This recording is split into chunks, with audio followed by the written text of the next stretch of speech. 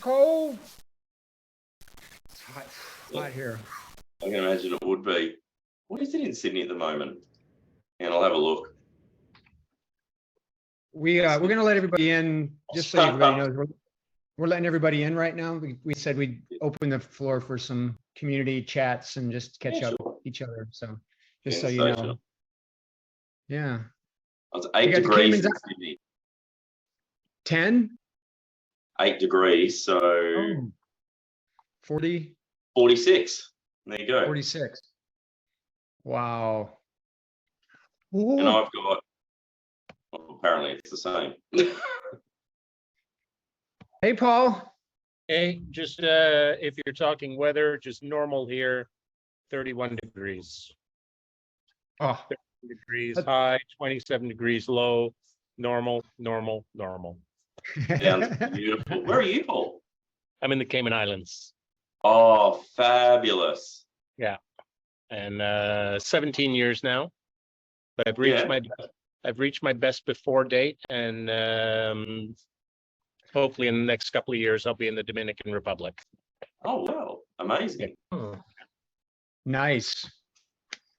It's about the temperature here too. It doesn't really get hot. Now you're where are you, Mike? I'm in Costa Rica and Nosara, which is on the west coast. In Nosara. So what's the closest town? Tamarindo, Liberia. Okay. Liberia is the closest airport. That's about 2-hour drive. It's pretty remote here, quite honestly. Years and years ago, I had friends with a place in Samara, and so the same sort of thing. Like, I don't know if there's a road now, but coming from San Jose, you had to take a little ferry across the river to get to Nicoya, and then down the Nicoya Peninsula to Samana. And we drove from there all the way up past you to Tamarindo, Flamingo, and up to Liberia in the green season. So not much in the way of roads during green season. The roads are spotty. Sometimes they're good, and a lot of times they're bad. Samara is about 20-30 minutes south, and it's all bumpy dirt, sandy roads. And that's you have to be on that for about 45 minutes to get out of this part of the country.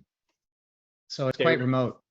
There was a little airstrip just south of there. I can't remember the name of that beach, but it's just a grass field with a windsock. Nobody works there. It's just the airstrip, but that's where the planes would go. And one day the slightly larger commercial plane, twin engine, was coming in at the same time as a single engine was. And for whatever reason, nobody looked at the windsock, and they were coming in like this as we're standing there. And my God. And then the little one went the other way. They got out, apologized to each other. And then we got on the one to go to San Jose, but it stopped at all the little airfields going up. And this one, he says, just hang on for a minute. And he had to go low over the field at maybe Tamarindo to scare the cattle off the runway before he could come around and land. Good times in the Caribbean.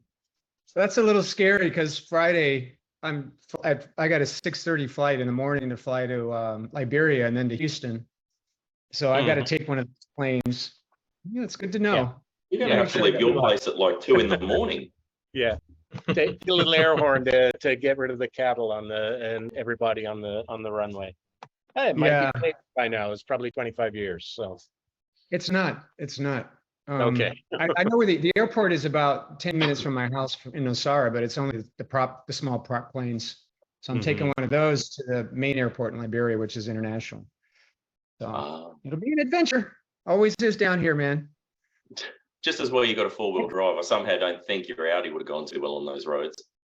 No way, man. There's no way. No way.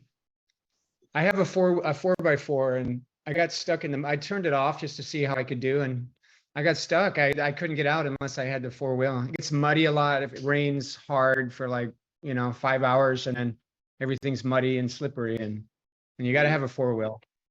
I don't know how people get around with that one. This time of year, yeah, from May through end of October, it's rainy season. Yeah. So it rains every day, pretty much. How But about you, it's Paul? Do you still tropical get- rain. Yeah, well, that's what I was going to ask Paul, if he still, like all the tropical storms over in the Cayman. We're gonna knock on wood a little bit. We haven't had much activity this year so far.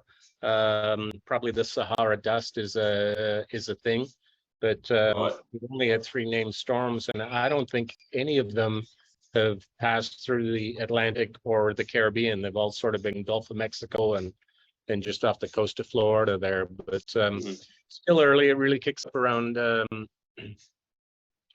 late August, September. Last year we had a kicker, and it wasn't even a hurricane. It was just a tropical storm, but it Yeah, right. really made a mess. This year, the big issue is sargassum, which is the seaweed. It's a big problem with the region. It's there's massive seaweed fields in the center. It's called the Sargassum Sea or Sargassum Sea. It's about the size of Texas in the middle of the Atlantic. And then with various pollution, warming, whatever, there's now this massive fields of seaweed crossing the Atlantic. And you heard about it a couple of years ago, piling up in Cancun, but it can be feet thick on the beaches. Yeah. And right now, St. Martin is all clogged up with it. One of our areas is all clogged up. And yeah, it's quite something. So it's Wow.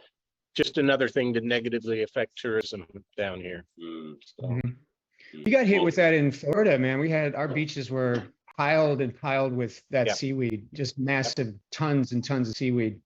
It's horrible. you see it when you're flying over and you don't really know what it is, because it's just these sort of look like streams of well, just brown. You think, oh, well, what's that? Is that sewage? But it's just big seaweed. I don't know what you'd call them, but just collections of it moving across the ocean. Yeah, well, how was I mean, naturally with COVID and lockdown and everything, tourism would have been, hampered quite badly. But have you found that starting to ramp up again now? The Tourism for us, we got held off. Like we were extraordinary with COVID because we beat it by closing the borders and doing this massive lockdown for months at a time, and then just the entry requirements were crazy. So for a year and a half, we were while the world was locked down, we were living mask free and going to restaurants and live music. Like at some point, I'm thinking we're probably the only place in the world that somebody's listening to live music at the moment. But then there's a little breach in the borders and things opened up, and we had some outbreaks, and now we're the same as everybody, except we panic about it. So we're a little bit more locked down. Yeah. And, nice chatting to everyone. Yeah, thanks for sharing. In the exotic Caymans. There we go. I know. I'm sitting here. I'm somewhat envious, I have to say, in my concrete jungle.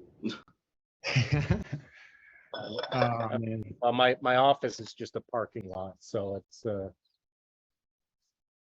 there we go. Well, you realize that these places are available to live for everybody, right? You can move. Anybody. This is true. All right, everybody, let's get started. It's the top of the hour. Welcome to group coaching. It's that time of the week. Let's get the disclaimer handled. Stock, crypto, and options trading has large potential rewards, but also large potential risk. You must be aware of these risks and be willing to accept them in order to invest in the stock, crypto, and options market. Don't trade with money you cannot afford to lose. This is neither an offer to buy, sell, or recommend a particular stock, crypto, or option. Feel free to pause and read the balance of the disclaimer if you like. Quick market update. As you probably know, Mr. Powell, our Fed chair in the United States, has lifted interest rates by the expected 75 basis points. That's 0.75%. And of course, the markets rose in response. Just to get off tomorrow. Yeah, let's wait till tomorrow. That's it, man. 100%. And if you take a look at a daily chart, a minute bar you can kind of see the, let's go to 2 o'clock here. I got to move my Zoom thing out of the way real quick. Let's go from 2 o'clock to the close. And right after the announcement, right about here, it was choppy up and down. And then Powell testifies. And then obviously at precisely 2:35, he said something that, you know what it's like? You ever had a cat and you have a laser pointer? That's what the markets are like, man. You know, the markets are just like so skittish and irrational and reactive. It's silly, you know? And we still have the same shitty news we've had for months and months.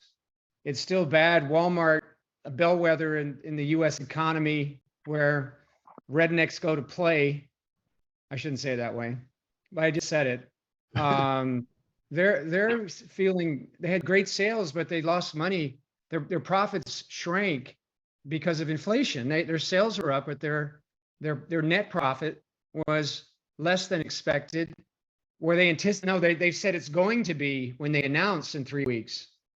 And you know, that's a big sign that there's a big problem with expensive stuff.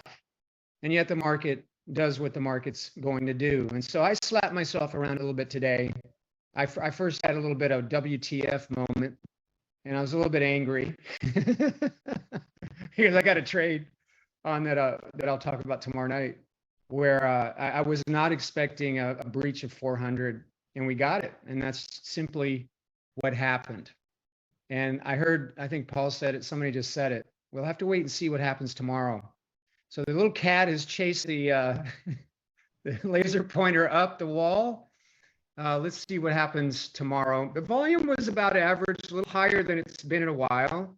So there was a little bit of enthusiasm, but we'll have to wait and see. 401 was the close, 401.04, a point and 4 cents above the strong 400 level.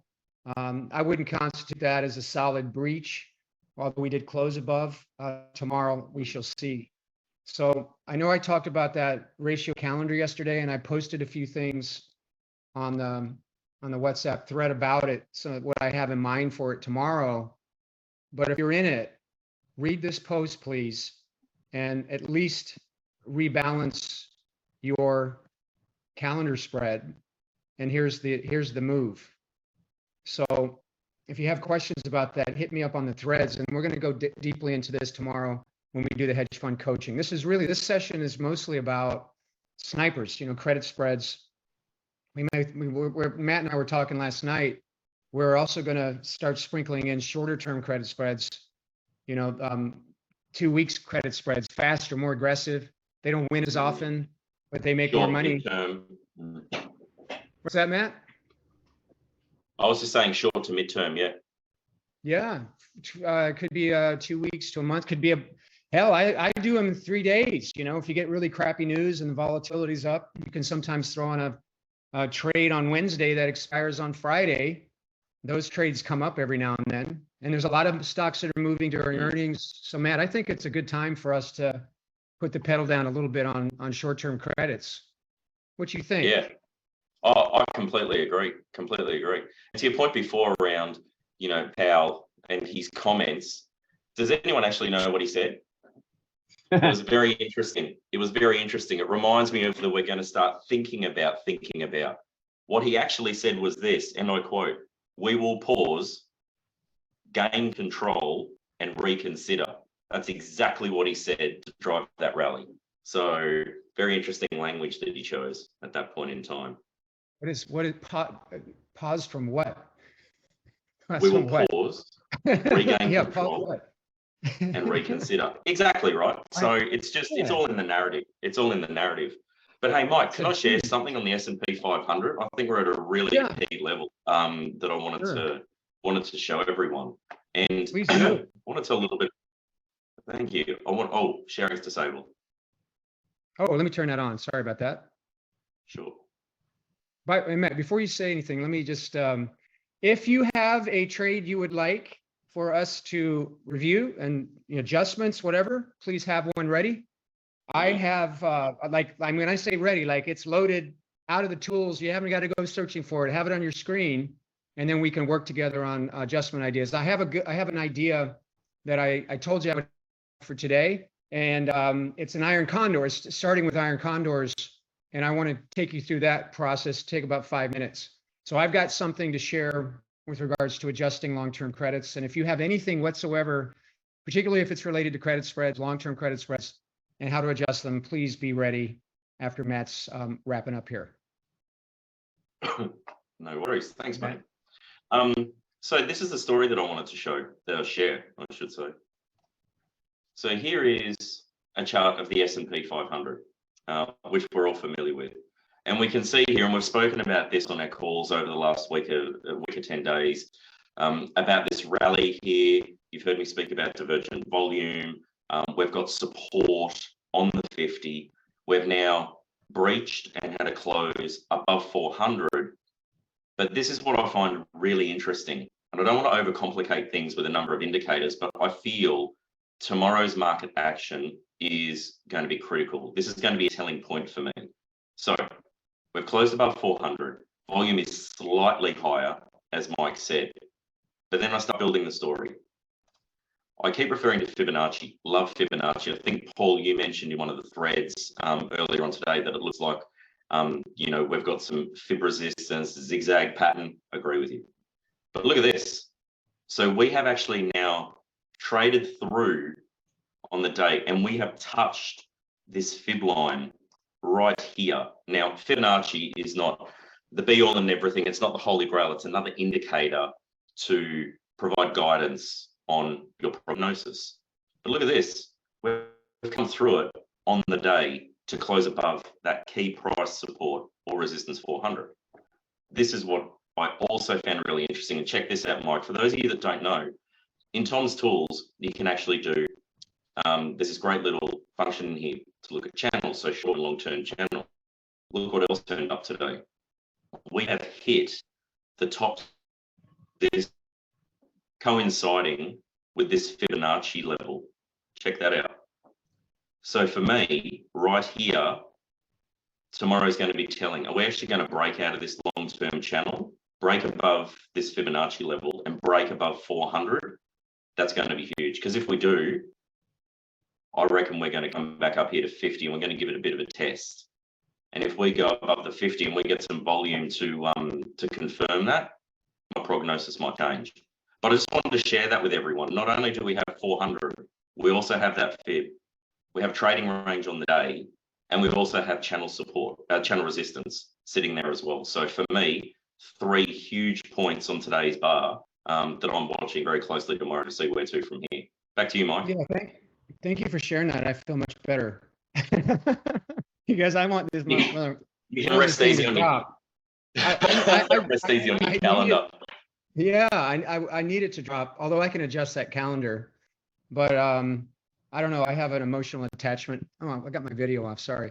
I have a bit of an emotional attachment I gotta correct. But I know I get like I'm watching sports, I get like that sometimes, and that's how I'm feeling right now. Like, this market should be dropping.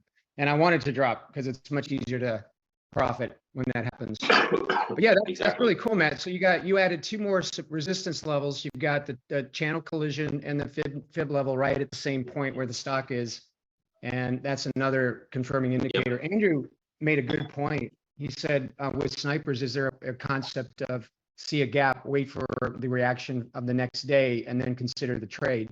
Yeah, that's a good idea. And to give you a case in point, this is really, really good. A really, really good point, Andrew. Andrew, the seasoned options trader that you are, I think Andrew likes, oh, well, this morning, here's Walmart. So yeah, I was just talking about, I'm like, what the hell? But during the day, Walmart was channeling in the body of the gap day, right? So there's a velocity system, or it's called volume spikes in Tom's tools, aka quantum scripts, is that would signify a bullish run, or a bullish move. You get a big volume spike, over 3 times normal volume, you get a crack above. This could be a good time. And I thought about it today. I was actually I was thinking about publishing a put spread on this, a short-term one for Search Strike. But we have IV rushing in the next 3 weeks, and that bad news. I'll have to check the news and why, with all of this that's going on with inflation and spending and all of this stuff that we're dealing with, and Walmart's announced our profits are we're going to lower our profit forecast. My God, and then the stock rises. So under normal circumstances, this would be a clear indication of, well, let me find some support and sell something under support. It could be a short-term credit. Maybe we sell a 2-week credit spread, maybe at 118 or 120 is the closest we get, maybe the bottom of that bar. You sell a 120 put spread. You could even do a long-term put spread, maybe at 110 down here somewhere. And but Andrew, that's an example of what you said. Yeah. Now today though, we got some little higher volume than the day before. I got to get my SPY chart up here. So we had a little bit more volume than the day before. But yeah, you know, if this was a volume spike, like lots of enthusiasm, maybe the volume's up here somewhere, maybe one of these, you know, that high or something, then that could be, you know, you wait till the next day. If the stock breaks the high, I like a close. We close higher than go bullish, maybe put a put spread underneath. But I don't know, man. This market could drop anytime, and I'm very leery of selling put spreads on much of anything at this stage. Hey, Mike, good example chart. Pull up McDonald's and have a look at the volume spike 2 days ago, and then the price action. That'll talk to the beat give you a good example. Yeah, that's a good example. The volume is twice. The system says 3 times, so this wouldn't qualify with the system that Tom's built, but it is a good example. Now that the stock's breached the high, then if the volume was sufficient, then that would be an indication that perhaps there's some upside. But then again, you got to keep your eye on resistance. That's the next thing. I don't even think about it. My brain sees it, and it said, "Oh yeah, but what about 260? You know, 260 resistance. The high of the day was 259.91. I'm just looking up here, 259.91 high of the day. Maybe if there's a breach above, a close above, then yeah. But yeah, that's a good example. Although the volume's not sufficient enough to have it qualify as a volume rate officially. Yeah, but that's what we want. And you can scan for those in Tom's tools, of course. Let's look at bonds a little bit, see what bonds did as a result of the 75 basis point hike and promises of future rate hikes. So the TLT has dropped a little bit, but you know, nothing magical. I would imagine the bonds are going to go sideways for the time being. I'm not prepared to pick a direction at this stage. 2 forces: interest rates rising drive bond prices down. Demand for bonds drive bond prices up. Obviously, they're paying more now. They're paying even more yield. That, you know, they're getting more and more attractive with every Fed announcement. So that's you know, there's just know the forces on these instruments. Let's look at the UUP real quick, and then please have your trades ready. I'm ready to start sharing. I may share mine first, and then unless somebody has something that's really burning, we could do that too first. The two Johns have their hand up, Mike. So I think we've got some to look at. Okay, yeah. So gold is up today finally. So gold looks like it might be basing, primarily because the US dollar got weaker today. With higher interest rates, we could see more people buying US dollars, which you'll see. No real direction here. It could go either way. So I don't see much risk off happening anywhere. Gold is up because the US dollar's down. So that's pretty much it. So who do we have here, Matt? Who wants to share? John McCaffrey had his hand up first, and then we'll go to John P, who went second. John, are you in Spain? Not yet. I've got packing cases all over the house at the moment. I had my had my last morning kayaking on the river. I'm about straight after this video. I'm about to take the kayak over to the guy who's going to buy it. So it's all It's all happening, Mike. Beautiful. Nice. Pura vida. Yeah.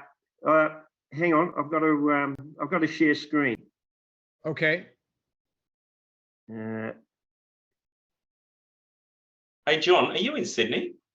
No, I'm in Noosa. Oh, I love Noosa. Sensational. Where is that? Yeah. I can't remember where that is. Where is that? It's just, An hour and a just half north. north of Brisbane. Yeah, on the Sunshine Coast, Mike. Mhm. The northernmost beach on the Sunshine Coast in Queensland. Are you guys able to see that trade? Not yet. Can you see it Now now? we can. Yes. Okay. It's a losing bull put credit spread on ABBV that I started last month. And just after I, just let me turn that off so you can see the original, hopefully see the original trade. Yeah, that's the original trade at entry on the 9th of June. And just after entering, the stock turned down quite sharply. And I decided to butterfly it to reduce risk. Can we see the risk graph before you do that? I just want to see what Sure. That's on the open, Mike. And you should be out of this for a profit at this stage. Well, yeah, but okay. Let me explain what I did. I've been reducing risk by standard butterflies, not waiting until the stock drops to the short strike. I usually adjust halfway between the first and the second standard deviation. Why do I do that? When I was doing the hedge fund mastery coaching class with you and back testing on the credit spreads, if I waited to close the trade out when it hit the short strike, I was generally losing between 2 and 3 times an average profit. So I decided that was a bit severe, and I thought I'd be more aggressive in reducing risk by adjusting when it gets to roughly halfway between the second and the first and the second standard deviation ones. Okay. So consequently, in this case, Well, hold on. I got to make a point though. I got to make this Yep. really important point. How much more money can you make on this trade? $4? $4. No. Yeah, but Mike, I'm not in that situation at the moment.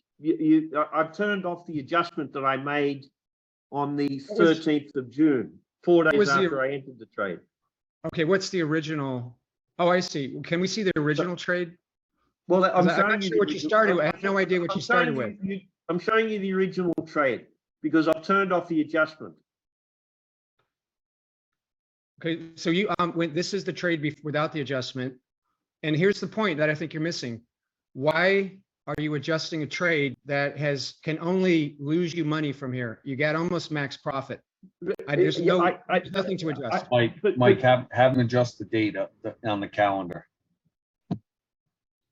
Oh, there you go. That would explain it. Okay. Right. So, Yeah, he's showing it as of today, basically, because he turned off the legs that he traded. Yeah, go to the date of the adjustment. That's what's missing here. well, I'll go to the original date, right? Hang on, sorry. The 6/9. Hang on, something went wrong. I don't know what's going wrong there. If you click your just show Sorry, your. no, hang on. I missed the correct date. Sorry, screwed Right. up American date format. So Okay. that's it open, right? Mm-hmm. Yep. Then 4 days later, on the 13th,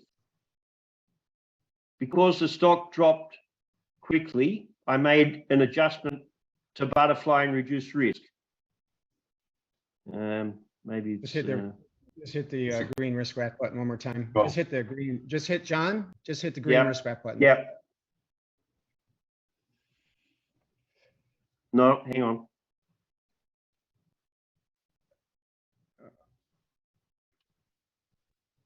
Are we on 613? Yeah, but, we're on 6. 614. I don't know. Right. Okay. Well, let's go to Let's have a- 613. No, that's the day you made the adjustment.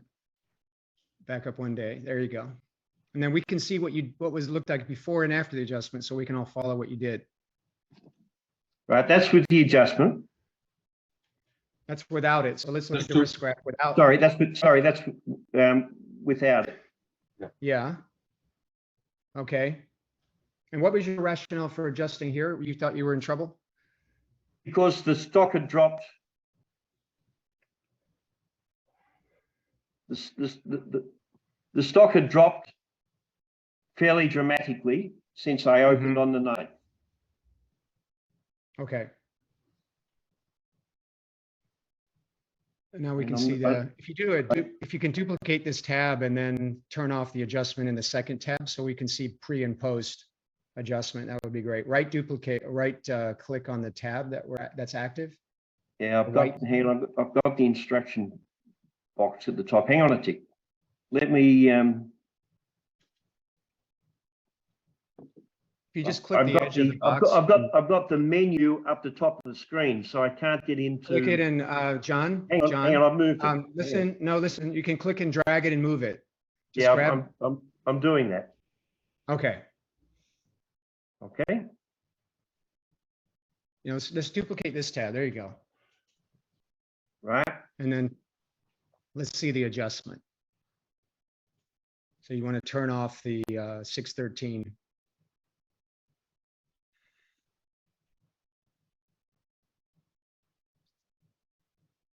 There we go.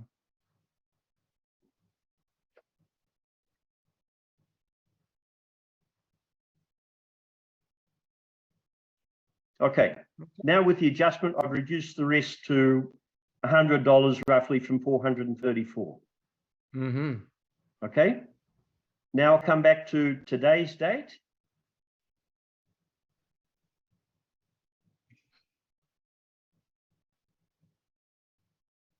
And I'm down $84 with a max risk still at $101.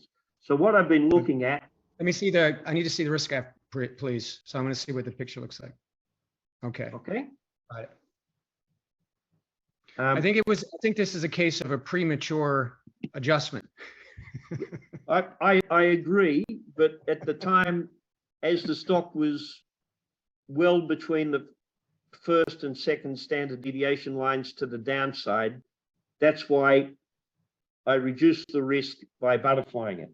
Now, what I've been looking at is trying to bring more profit into the potential from here onwards and looking at selling call spreads.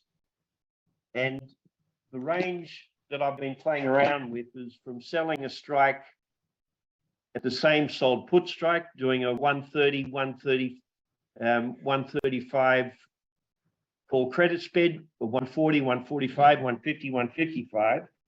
And at the moment, if I was to do a 160, 165 call credit spread. Let me, hey, hold on. Hey, can I interrupt you? Because are you open to some coaching? Sorry?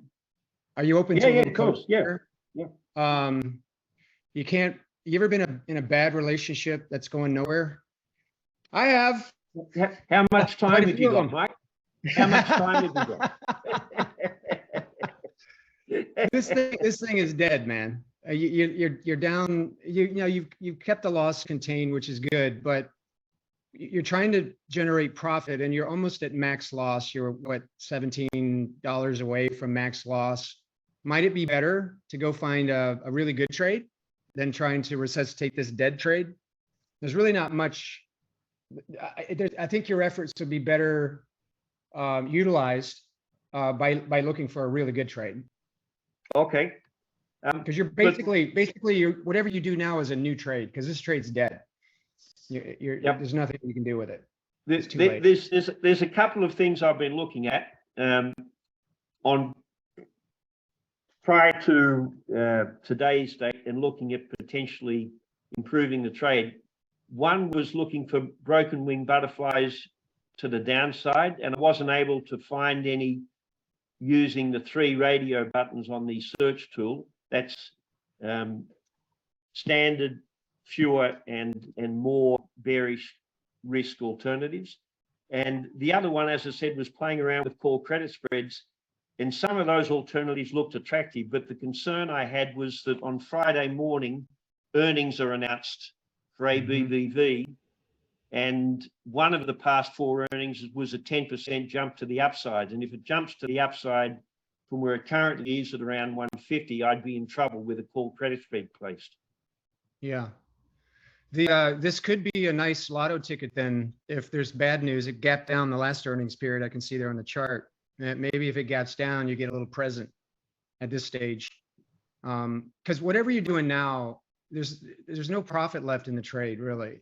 The only thing you can do now is put on a new trade, and that's how I would consider it. Anything you do now is a new trade. This trade has lost all of it pretty much, and so I would either pray for a gap down, and then go find another one. Just go find another trade. It's too late. I mean, had you done it a little sooner when you had a bit less loss in the trade. The other thing I'll point out is that you don't have to adjust so early. I'm going to show you a strategy here that I've been working on, and it was actually inspired by Paul actually doing what I was thinking about for a long time, and Paul inspired me. And I've got another way to think about these long-term credits. It takes a bit more work, but I basically took a FedEx trade that I'm about to lose money on, and I went back and did it again. And I did this particular strategy. That's a combination of what you saw I'll do a few weeks ago, and using wider spreads, contraction, various things like that. So yeah, I guess that's what I'd say about this one. Not much you can do with it. One thing you could do though, if you look at your short strikes, so let's get ourselves set up for a potential tank. So if you look at your short strike, you got the 130 put, it's worth 34 cents. It's worth more than I thought it would be worth. Well, you got 23 days. That's actually quite a lot. There must be there's definitely a lot of IV in there. You could buy that put back and leave yourself with 2 long puts. Because if the stock drops, the short put there, the 130 put, is going to lose you money.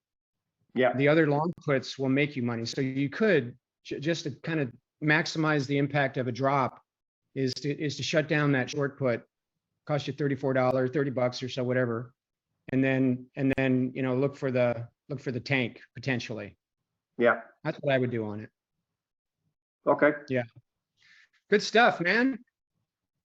Well, I don't know how to say safe journey in Espanol, but yeah, let's get buen viaje. Viaje. Oh, Buen claro, viaje. of course. Sí. Yeah, we love to see some pic. Por supuesto. Sí, me encanta. All right, buddy. Thank you so much. Let's get a few more shares, and I want to share something. I've got to tell you, I have some prep time tonight. I'm teaching a class at 8 o'clock Eastern, which is 2 hours and 20 minutes from now, and I have a bit of work, so I'm going to have to close myself. Matt will stay on the call, so I want to share what I want to share. Maybe to spur some further discussion, and then I'm going to pass it over to Matt. Matt, I don't know, you didn't know this, but if you could pick this up at the top of that'd be awesome. So John, thank you for sharing, man. That's what this is all about, everybody. Get in here and share. Put your stuff out on the table, and let's get real and authentic and support each other. All right, Paul.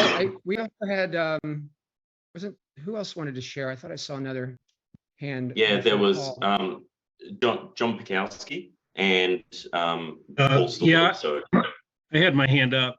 I can share mine really fast, but it's going to have, and that way Mike can do his thing, or his thing that he wanted to do. Essentially, there's a lot of similar overriding themes that we saw with the other John. And can you see my screen? Yes. Coming up. Okay, so I'll do this like in a minute. So 6-1, I put on this bull put credit spread. 6-1's the date. This is on Berkshire Hathaway. Doesn't look too bad. If I would have left it alone today, I'd be golden. But what I did is Sorry, John, I think your screen sharing's dropped off. Can you try and share it again? I can see it. Yeah, maybe Um, reset it. I can see it okay though. It's Oh. weird. I can see I can it. see it. Okay, Is it there or not? I see it. it must be an Australian thing. Everyone else can see it except me. It's only, Yeah, I it's can only see it Lucent, too. Matt. You might have a problem in Sydney. Maybe it takes longer to get there because you're so far away. Oh, here it is. There you go. I just had to get through the ocean. Sorry. Over to you, John. Okay, so in any event, if I would have left it alone, I would have been okay.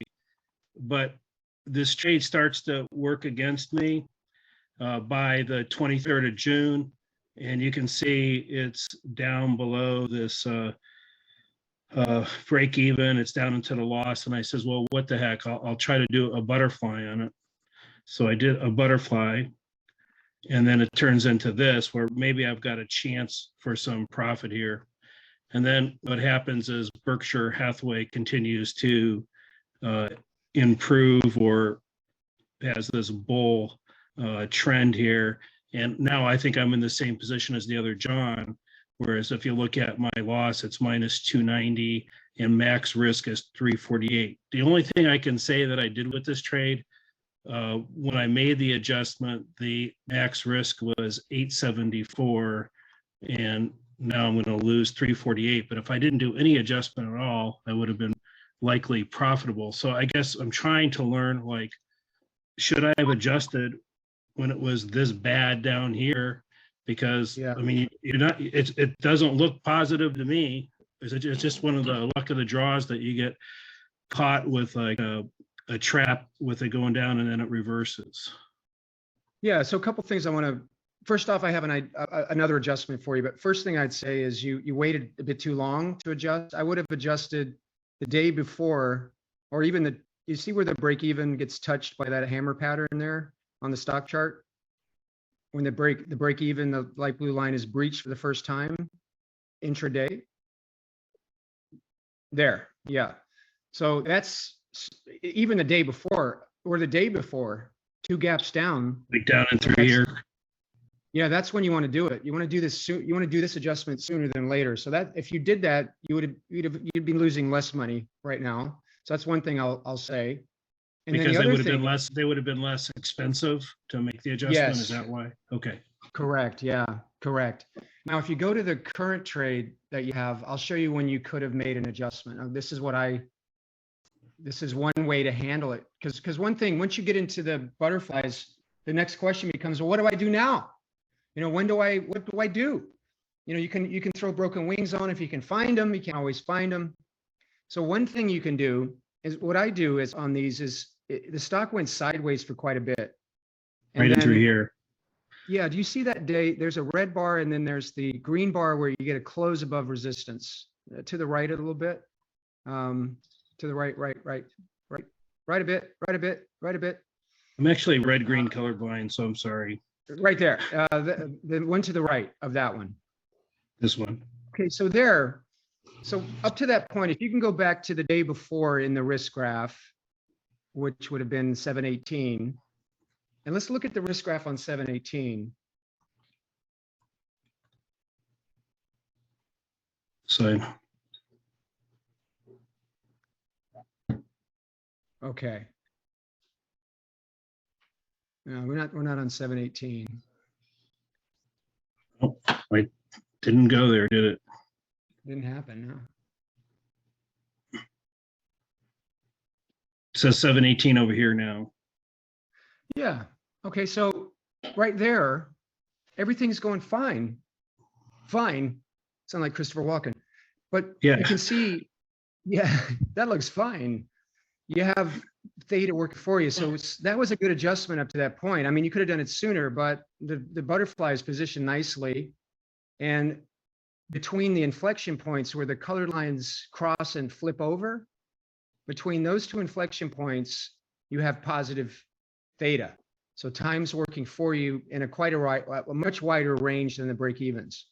And so what I do with these, as long as the stock's kind of moving in that range or staying with below resistance in this case, which is the tops of those bars, right where we're at the top of this current bar, right in there. As soon as I get a break above that, So I've got a sideways prognosis up to this point, but as soon as we get a solid break above resistance, then that is a signal to have a bullish prognosis. And then with that bullish, let's go forward one day. And with that bullish prognosis, then you want to do something bullish. And so one simple adjustment here would be with a bullish prognosis to pull off the upper spread, which in your case is the 280, 275. What am I looking at here? Yeah, it was 280, 275. Yeah. Right. So you just you take it off. You could just close it out, and you might try it if you like, but close it out, and then take off the losing spread and leave the winning spread. The winning spread is the put spread underneath, and then just let it run.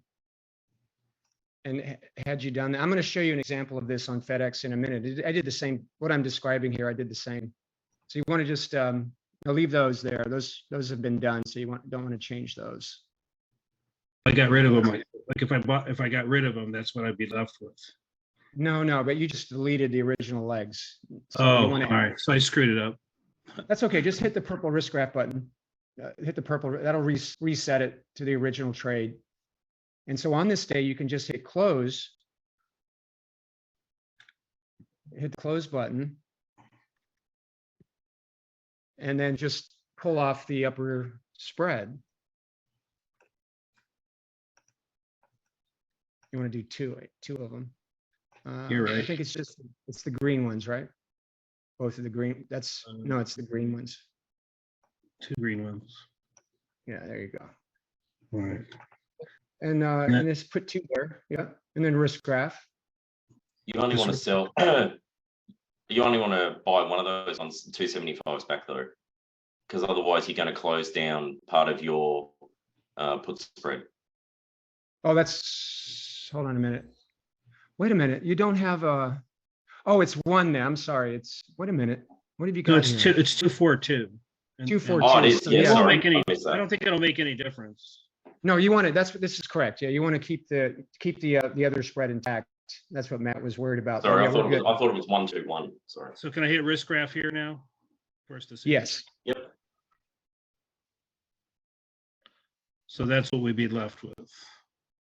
Let's look at the picture. Yeah, and then so now you're playing for the loss that you're playing for now is that right there. Yeah, That's only And $44. So yeah, so I could have reduced my loss further by doing that. Yeah. So that's a good point. So the resistance, breaks resistance, maybe take off a leg. I didn't think of that.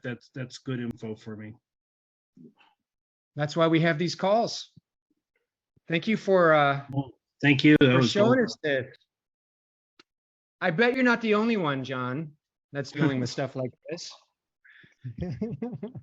Well, no, right. it's really helpful. I mean, that's new information for me, so that's great. That's what I love. Thank you very much. Oh, it's a pleasure. Your horses are beautiful, by the way. I saw you post on WhatsApp. They're just gorgeous horses, man. Thank you. I got that one today. It was really my stock buy of the day. Yeah. We'll have to share horse pictures sometime. I'll do that. I've sat amongst sheikhs with their horses before, and I just had an amazing run as a Arabian horse breeder for a while. What an experience. Horses are magic, man. All right, so I want to share with you a little bit about, and John, this is what you and I just discussed, and I'm going to take you through the life of this trade.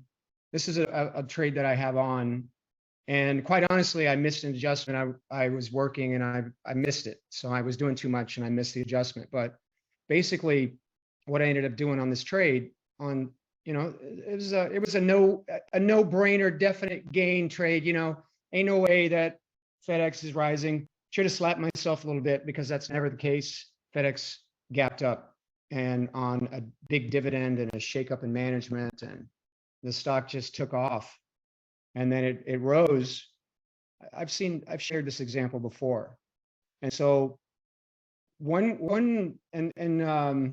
John, for you too, when you understand how to adjust these things, I think the best approach on these is when you start to trade, you have a resistance level in mind that if breached, And by breach, I mean a close, in this case, above, then you adjust.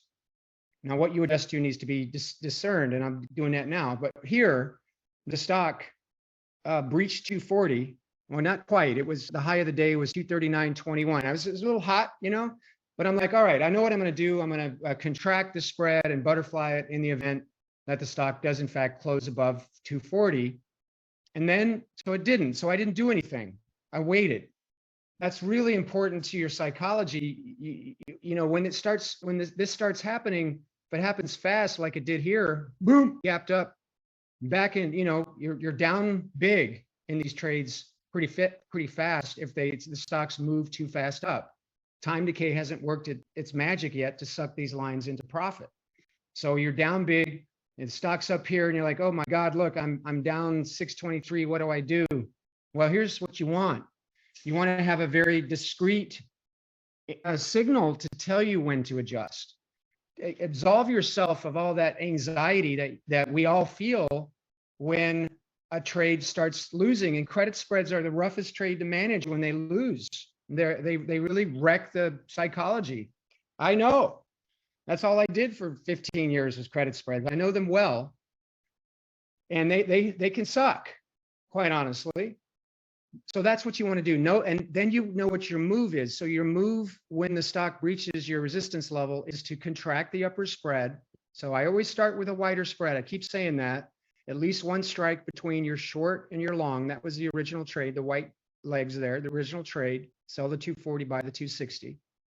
And then you have that in your back pocket. So when it's time to adjust, then you contract and then butterfly. And John, that's what you did as well. I mean, that's exactly what you did. And on this day here, earnings. And the stock's close to the break even. FedEx could gap. I didn't think it would. I thought that FedEx would come down given the price of oil. And then I slapped myself around. I was going to hope and pray that it didn't gap at earnings. And then I said, wait a minute, risk management is my game. And so then I chose to do this. I chose to, first off, contract the upper spread and then convert to a butterfly.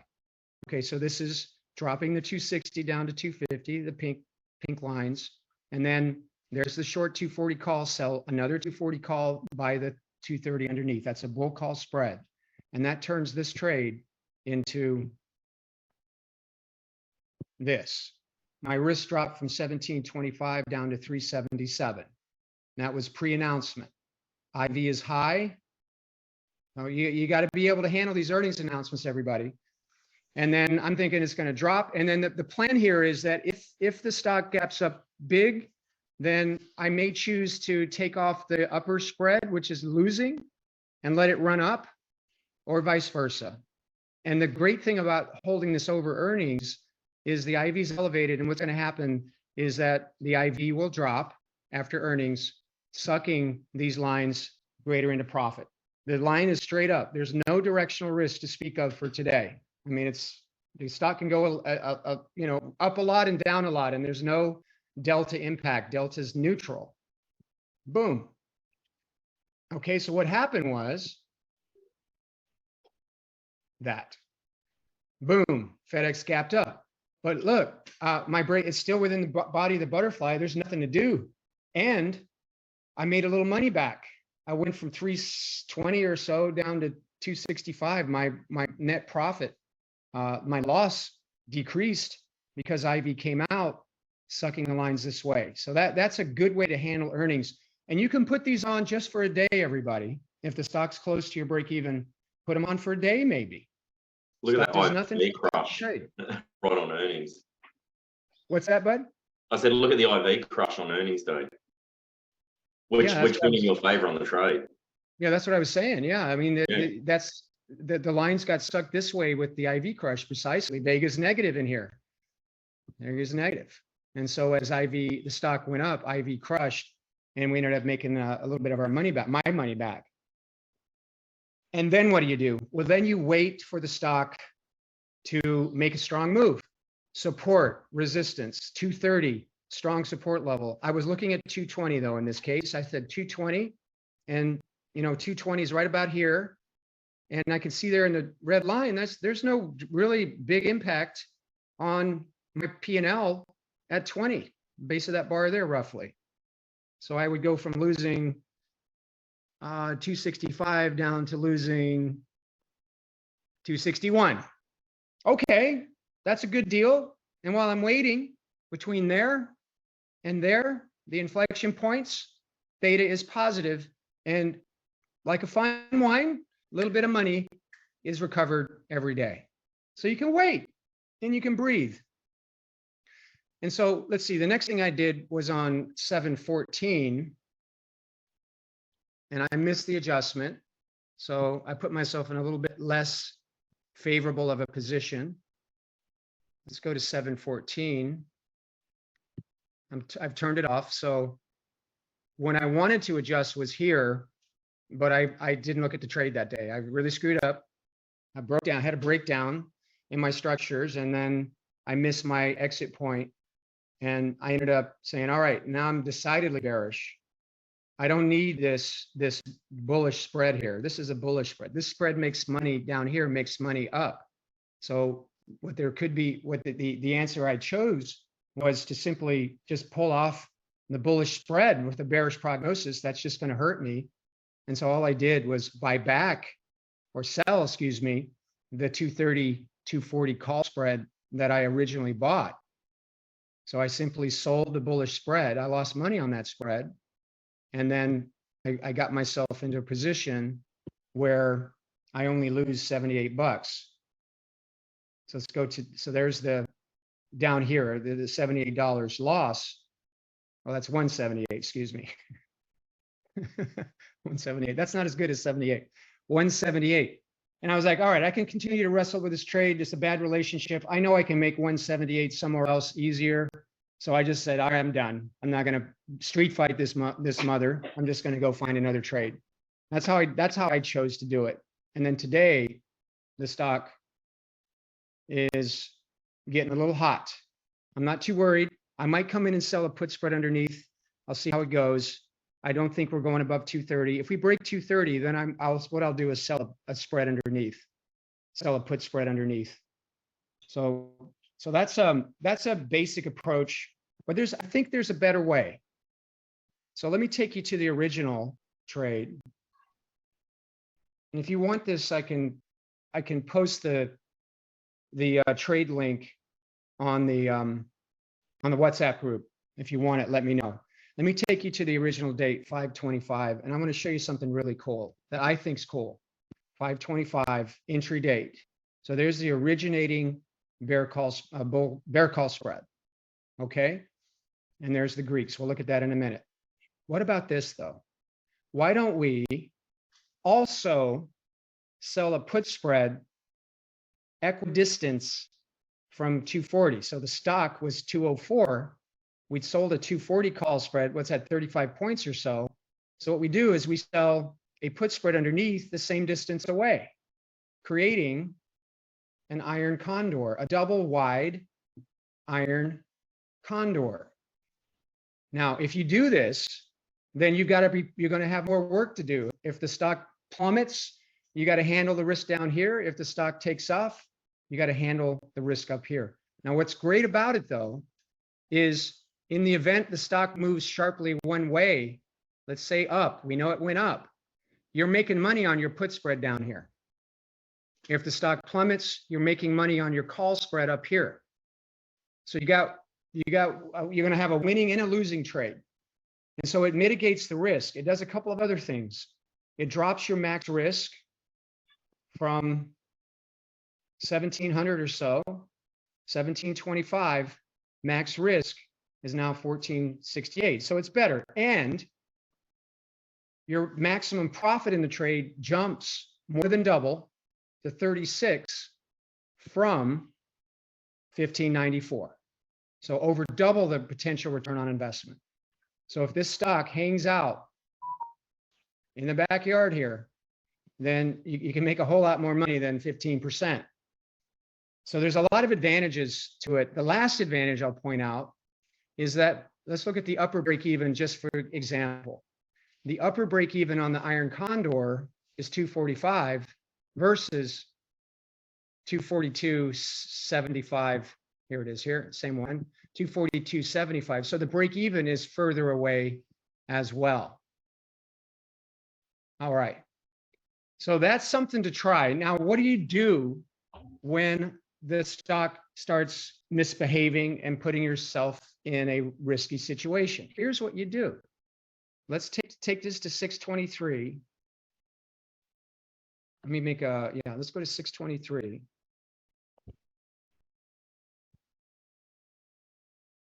This is a little credit spread game that I really like. Okay, so I'm in the same spot that I was before. The break even is higher though, which is great. But I'm worried. I'm not worried. I'm concerned that the stock may gap up. We know it did. So here's the adjustment. Contract this spread here. Squeeze it. Squeeze out the risk in the upper. And then take this winning put spread down. This trade's made you money. The loss on this trade, I was down 360 on the other, 365 or something. And now my loss is only $200. So I've already mitigated my loss in this trade by putting on that winning put spread underneath. So think of these as pieces on a board, these two pieces on a board, a bearish credit spread, a bullish credit spread. And you can move them and you can tighten them, squeeze them. So here's the move I did. First thing I did was contract. So that's taking this risk here and squeezing it out. And then I bought back this here, the light green is buying back the original put spread for a profit. We sold it for roughly 260 up here. That's this spread here is roughly a $2.60 profit, credit. And then we bought it back down here for about 90 cents. 86 cents or whatever that is, close to 90 cents. So we generated a profit by taking off this winning put spread. And then I said, all right, let me now find a support level, 190, and let me sell a put spread there. So close this one down for a profit and then sell a tight put spread here at 190. And so the result of that is this. Now, the other thing I didn't mention was I sold 2 put spreads. This is something that not John, but Paul demonstrated on our first call together, our first coaching call. And then I've generated that. All right, so look, you got really strong support down here. There's a little bit of risk up here. The risk up here is now confined to 447 at expiration. But what is it today? What is it today? The break even, by the way, is much higher as well. It's about 245. That's about where it was before, a little higher. But look at my red line. If the stock gaps up, no problem. If it gaps down, I got a little problem on Delta, but Delta is fairly neutral at the moment. And then the gap happens the next day. By the way, the volatility was still high as it was before. And the next day, plus one day, we were down 220, now we're down 156. And the stock, oh, I didn't do it. Let's go forward. I thought I hit plus one day. Here we go. Plus one day. What's going on here? There it goes. What happened? You hit minus, and now yeah, there you go. I was hitting minus. Okay. So look, the stock gapped up. Now I'm down only 148. Why? IV dropped. IV dropped. Suck the lines this way. I'm still delta neutral here for the most part. There's really not a lot of significant P&L difference all the way from here up to there. I'm not worried about one day of direction. That's something to so get. I'm not worried today. Tomorrow, I might have an adjustment. Today, no. Why would I adjust? The stock has hit resistance. We're inside the backyard. If it does continue, then I could just simply take off this upper spread and let the 2 bull put spreads profit. So I'll take that off. If the stock gaps up, I lose a little bit more. That's okay. take off the spread and let the two winning put spreads generate a profit. And where I'm at today on this trade, had I done it, is here. I'm down 100, I'll be down $178 on the current trade. I'm down $100 or so on the current trade, and this one would be in a nice profit. So that's that. There isn't one approach, but this is a game you can learn to play, and the only way to learn to play it is, how do you do that? To play it, you got to play it. You got to get invested in working this out. You got to get invested in wanting to figure it out. Some of you do that a lot.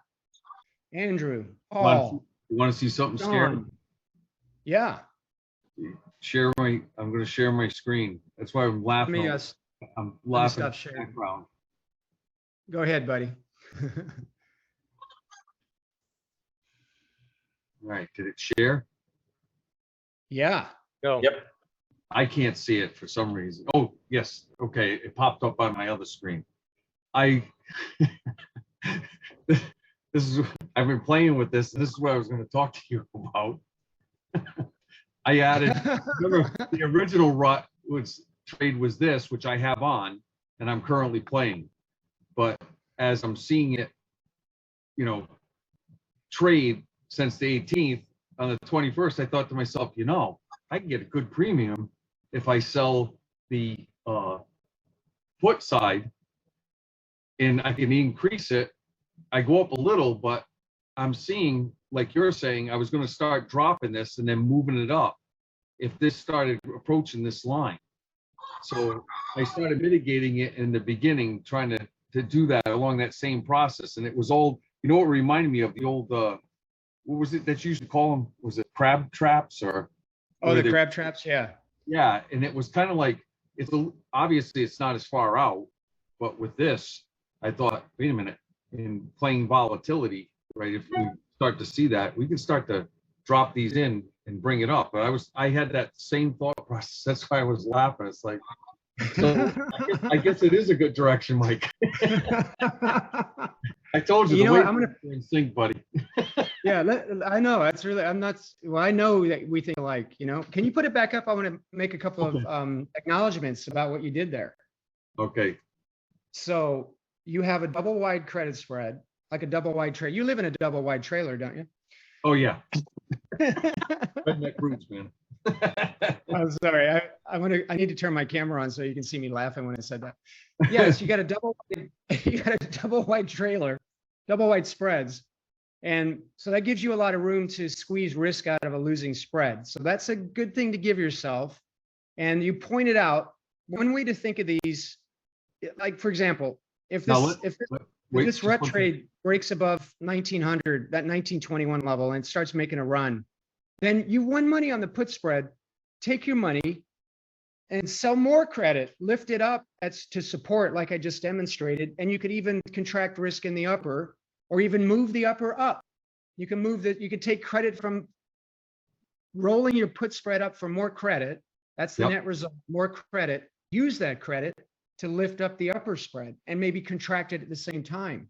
Yep. Those are things that are, the more we do this, Hank, I think this is what we need to all start really getting invested in practicing this, because first off, you don't lose very often on long-term credit. So you don't have to do any adjustments. Usually 1 out of 10, 2 out of 10 adjusting. You can let that just, absorb the losses and keep going. You don't have to adjust these things. But now let me clarify for everyone. I like the iron condors a lot. There's more profit potential, first off. Yeah. Mike, any chance I could show you where I'm going on this? Yeah. Okay, I'll hit share video and am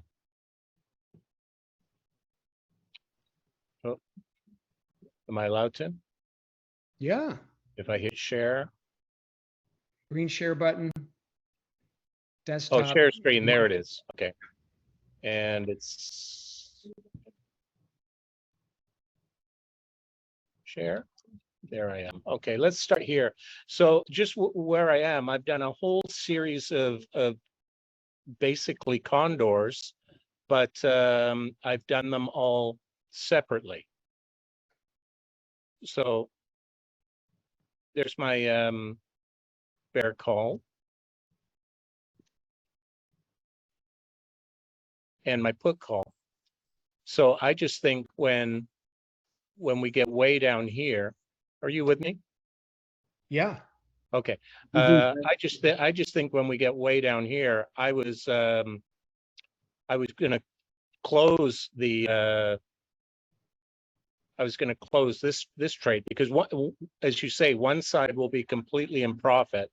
So I was just going to close one side and then work on the other.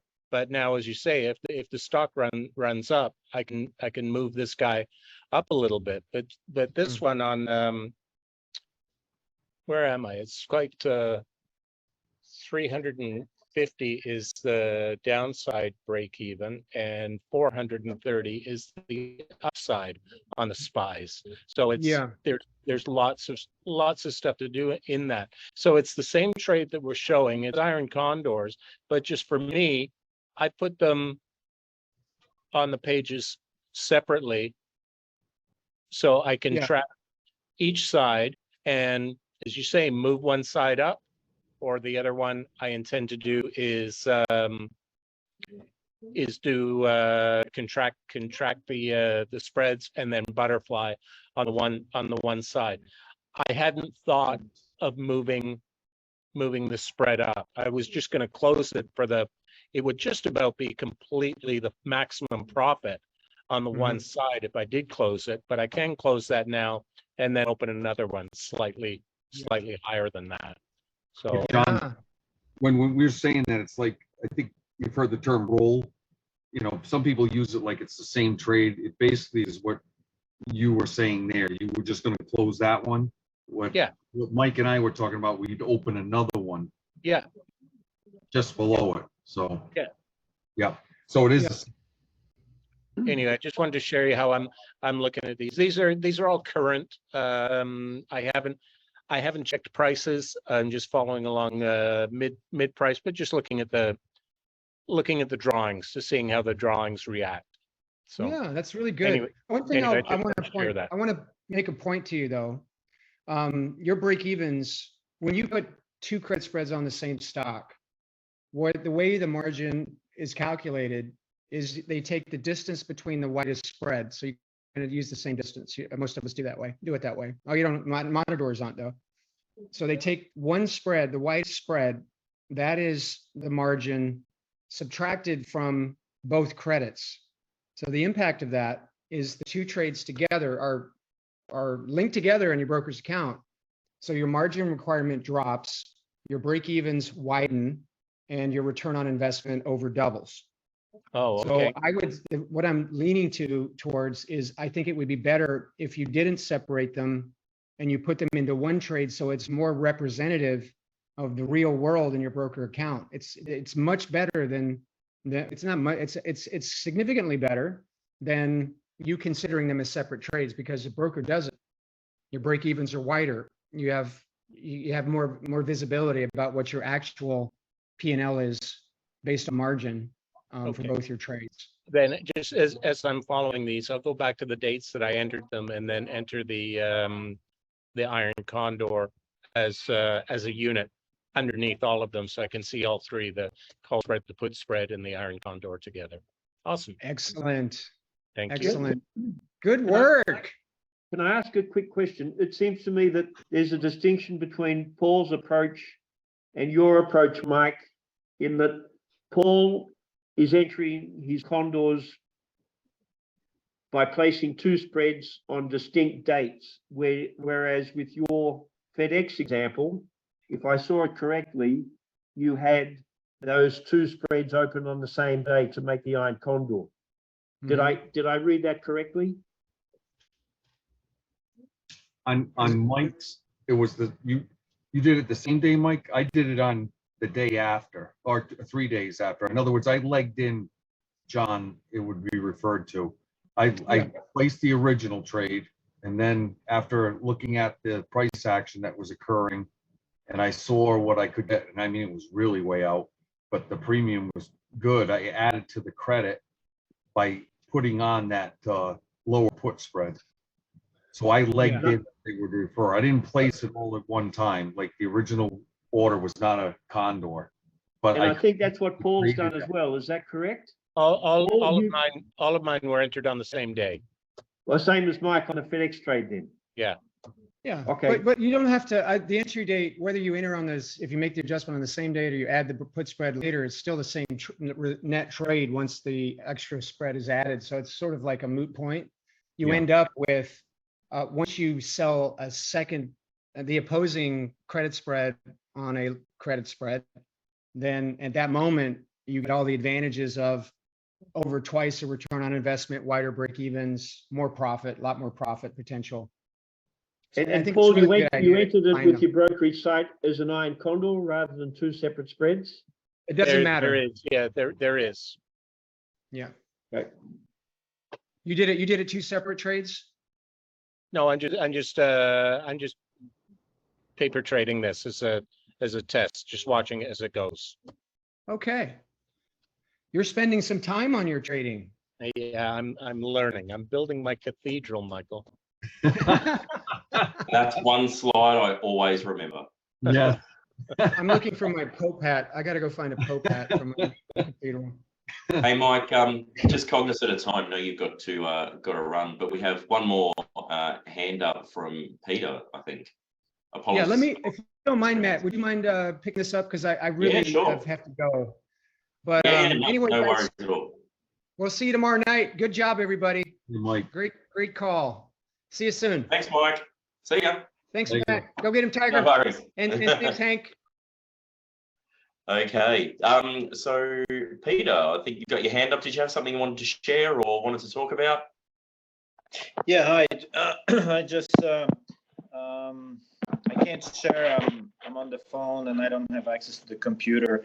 But I was watching what Mike was doing with FedEx trade, and I have that position open, and I just still in the credit spread. I did not adjust it, and my thinking was that even though it's gonna gap, if it's gonna close above the break even, and the next day the movement will support that bullish movement, then I will adjust it. Otherwise, I'm just gonna observe it and watch it. And I didn't want to lose opportunity of making money, but I was willing to lose a little bit more if they would continue going up.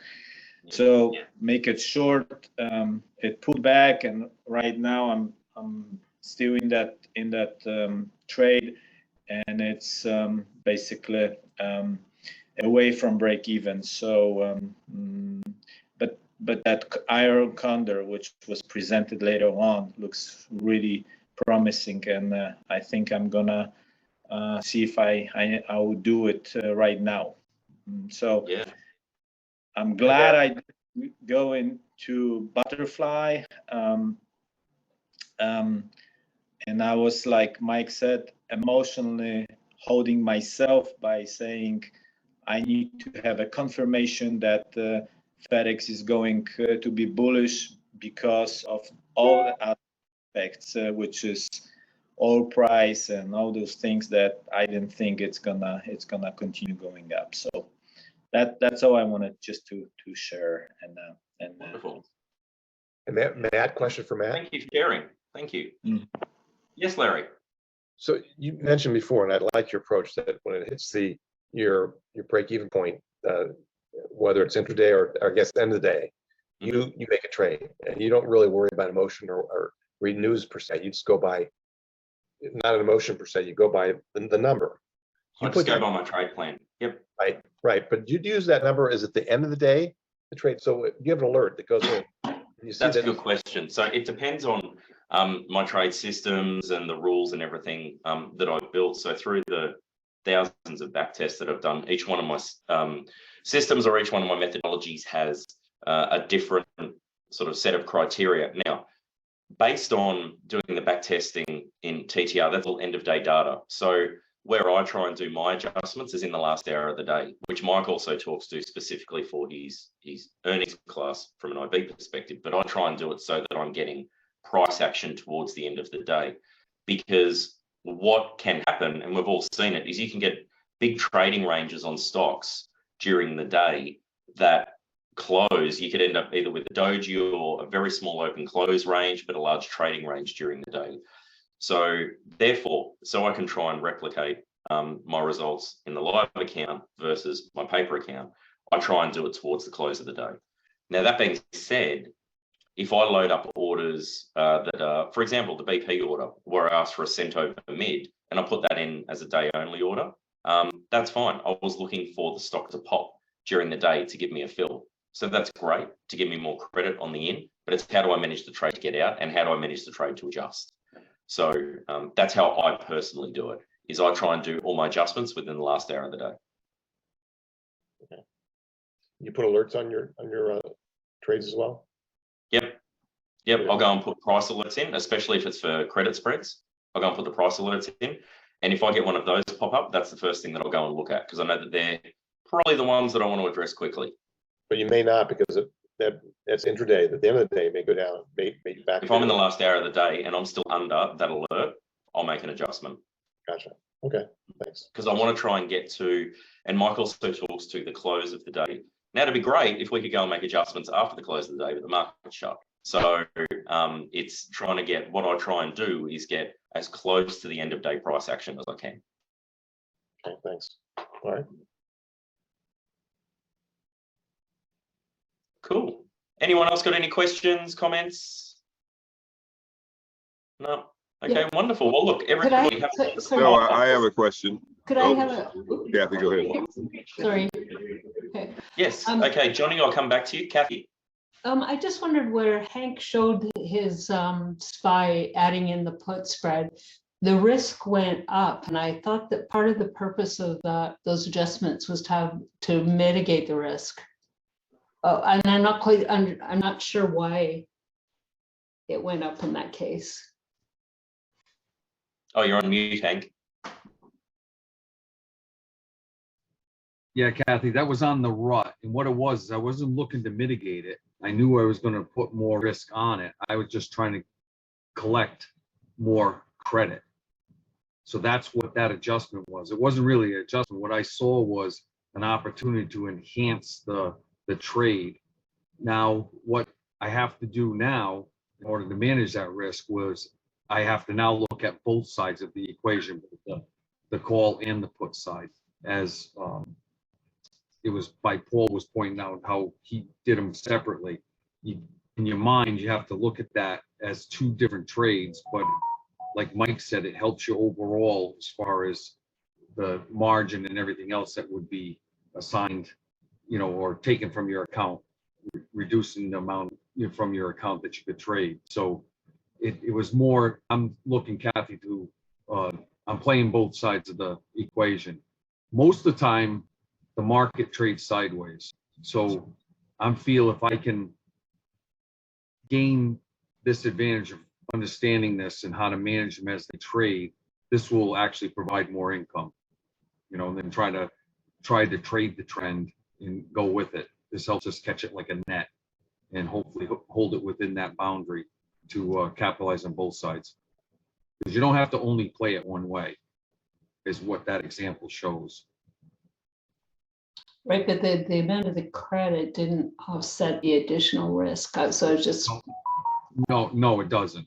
Because as you know, they're not very risk reward wise when you go into these credit spreads, when you're selling them, is usually against you. That's why you have to, as Matt and everybody's been pointing out, I set those alarms. And usually before, Mike, we didn't even talk. He picked 1920 would be where he would set his flag, where he would start doing adjusting. I have mine set at 918. So when it hits 920, Matt, at the end of the day, we can then, make those adjustments and everything. Because I'm typically the end of the day as well, where I'm making these adjustments.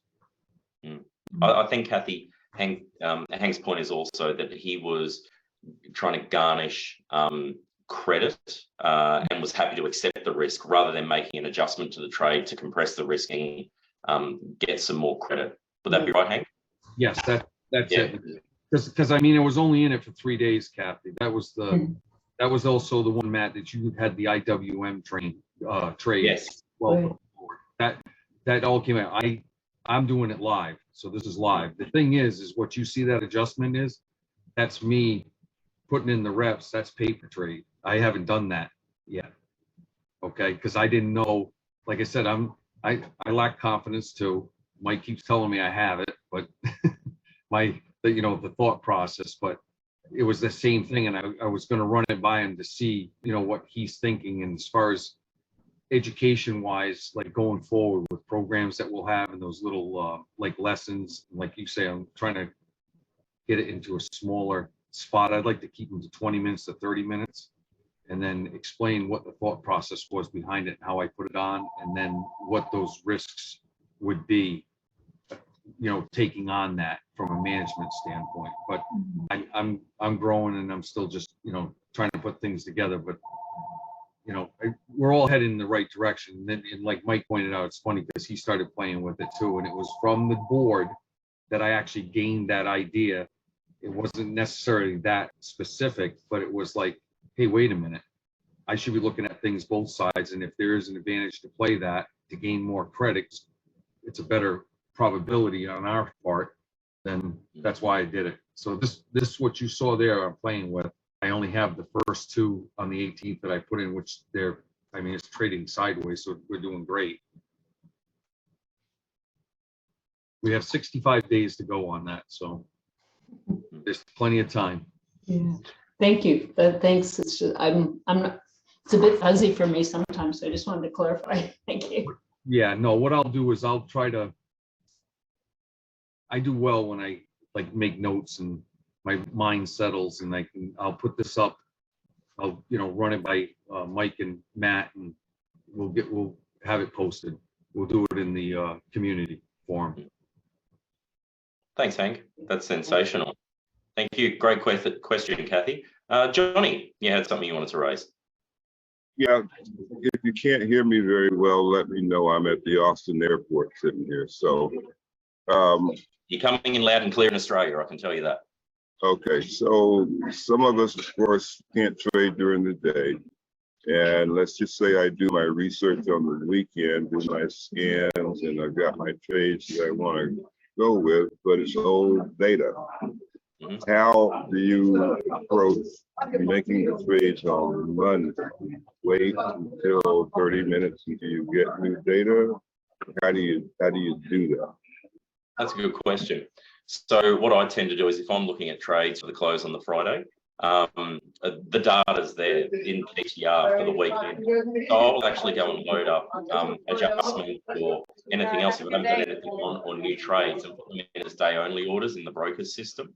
And then to have them trigger when the market opens on the Monday. Now, the risk is if I'm not there for market open or watching those trades on market open, they might not fill throughout the day.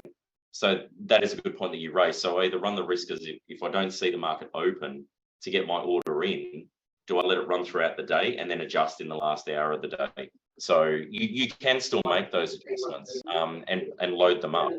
And generally so long as you're not asking for anything that's unreasonable in pricing, then you generally should get a fill unless you're way off the natural price. Thank you. Appreciate it. No worries. Okay. Any other questions? Fabulous. Well, look, thank you, everybody, for your time this morning. I love getting together with you all. We've got a wonderful group, and I really look forward to catching up with you all again for the sniper session next week. And I'm pretty sure hedge fund that's right. Mike's got another hedge fund session coming up this week as well. So for those of you that are joining him for that, have a great time and really look forward to seeing you all next week. Have a sensational weekend, and I'll see you guys on the boards and in the WhatsApp group. Bye for now. Thank you all. Thanks, Mike. Thanks, Matt. Bye-bye. Thank you.